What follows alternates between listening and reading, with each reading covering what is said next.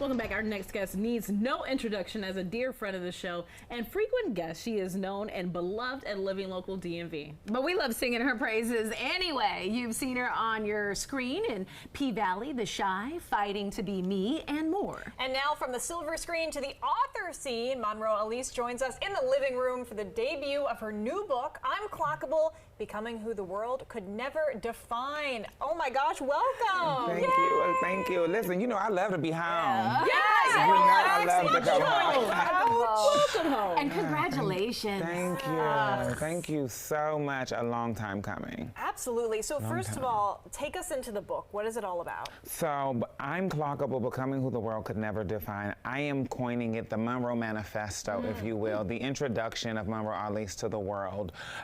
It just details some of the experiences that led me to this point in life.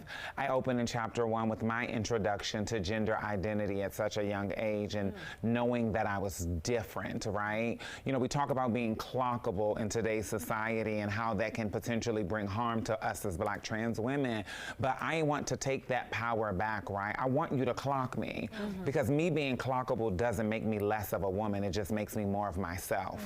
And so I want the world to know that this book is about the human experience. It's not about any of the intersections that I sit in, which is Black woman of trans experience. I love this. Yeah. For our audience members who are unfamiliar with the term clockable, can you shine a light on what that means? Yeah. So clockable is the term that has been around for a very long time, especially in reference to trans women and trans individuals.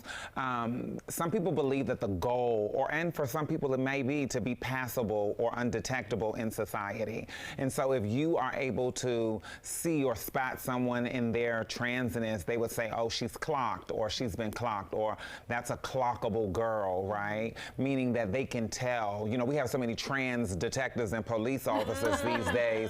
They can tell by your elbows, your eyebrows, your kneecaps, your toes. The detective. Yeah, you know, and so, but I find it always ironic that everyone can tell, except for when one of my sisters or my siblings are unalived, and the first thing they say is, oh, you tricked them. But which one is it? Do they know? Do they not know? And so being clockable is something that they tried to make us seem was a bad thing. But no, I want you to clock me. I wear my transness like I wear my Blackness. Clock me, it's okay.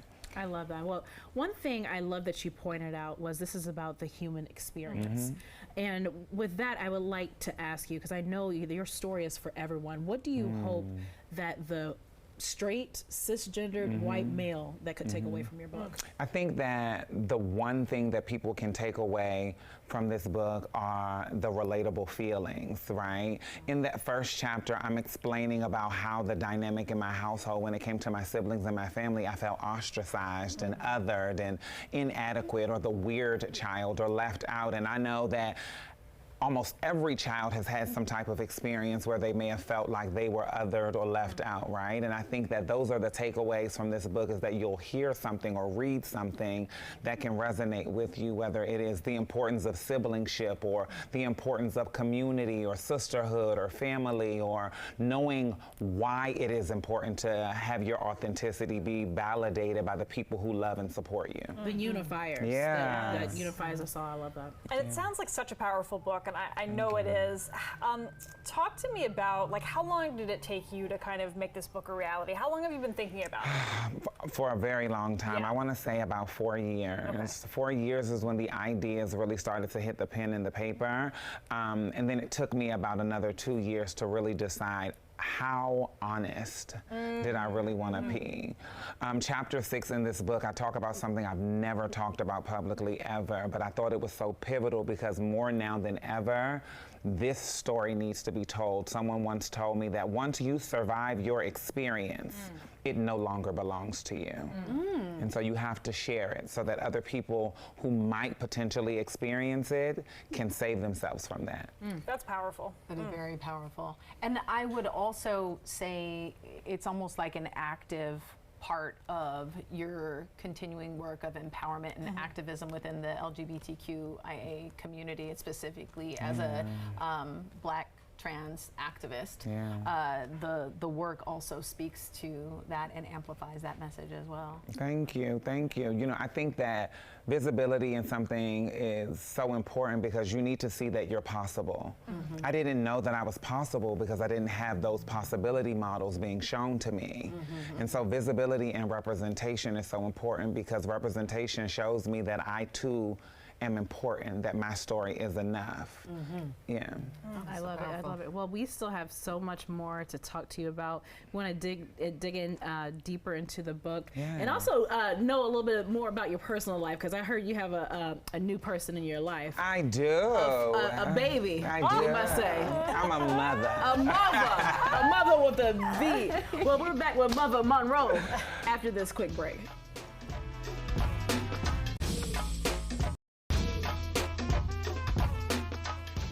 Welcome back. We've been speaking with actor, activist, and now author, friend of the show, Monroe Alise, about the debut of her first book, I'm Clockable, Becoming Who the World Could Never Define. This is such a great conversation. I want to dive deeper into the process of writing the book. What was that like for you? What did that process look like? Because, of course, you mentioned it's been developing over the past 4 years, but you've also been working on The Chi, working in P-Valley, working in movies all at the same time. What did that process look like? It's so interesting because I'm a creature of habit. So I had to find a safe space that I felt comfortable and vulnerable enough in to write. And as much as I love being in the house, it was not the house. Oh, I feel that. It was the coffee shop. I found a coffee shop that I thoroughly enjoyed, and it was comfortable, it was empty, and I sat in there and I started writing every day in that space when I was home. And I would find an hour, 30 minutes, and I would drive all the way back to the same coffee shop, because that's where I felt free enough to tell the story, to get out the experiences without trying to change them and make me look better or, you know, switch the details out. And I think that was the best part that made this really help come to fruition. And I remember last time you were here, you mentioned that coffee shop was in Atlanta, I think. It is, yeah. Atlanta influences everything. You can always get influenced by something in Atlanta. One thing I love that we talk about on this show is stigma breaking storytelling. And I believe you telling your story is breaking stigmas. Thank and again, you. I go back to humanizing, because so much a part of homophobia, transphobia is not looking at your fellow man as a human. Absolutely. As a human. And another great saying that I love is that you can't hate somebody when you know their story. Is that part of the catalyst of you sharing the intimate, the transparency of your experience? Absolutely, absolutely. I think that is one of the reasons why visibility and representation in television and film is so important, because when you see us as Black trans individuals, when we're normalized on your television screens, when you see us as your favorite characters or your favorite friend or your favorite neighbor, that humanizes us. Relatable. So it's so relatable. You see that we just all have the same human experience. And that is what this book is about. I believe it is narrative justice work. It is shifting the narrative of how America sees Black and brown trans individuals specifically, but queer people ultimately. Powerful.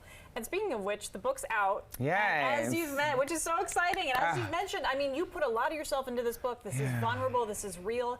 How does it feel now that it is out there and people are reading it? The more I get feedback from it, the more freeing it is, piece by piece. The more someone says, oh, this part really touched me, this part really touches me. Because in the beginning, I wrote a how to read, and I wanted people to sit with the things, sit with the chapters that made them feel something. Visit your story and see if there's anything that you can relate to in your story, in my story.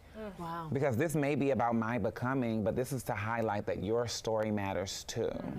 Yeah. Before we get to this conversation about the new addition in your life, I wanted to mention you have an event coming up. I do. Please tell us I more. do. So I'm doing a pop-up book signing here in DC. I had to do it first here. This is home. And so I'm so excited to be doing it at Spark Social on 14th Street from 2 to 5 this Wednesday. So exciting. And Spark is such a great location. And, oh my gosh. All right, we need to talk about the new baby in your life. Please tell us the name and If you want to disclose. I mean, if Yeah. you want to disclose. Dun, dun, dun. Sorry, I didn't mean to pressure you, but you know, we'd love to know. Absolutely. The people wanna know. Yeah. Absolutely. So I have a mini Yorkie, brown and Oh, white. yay. His name is Chiago. Okay.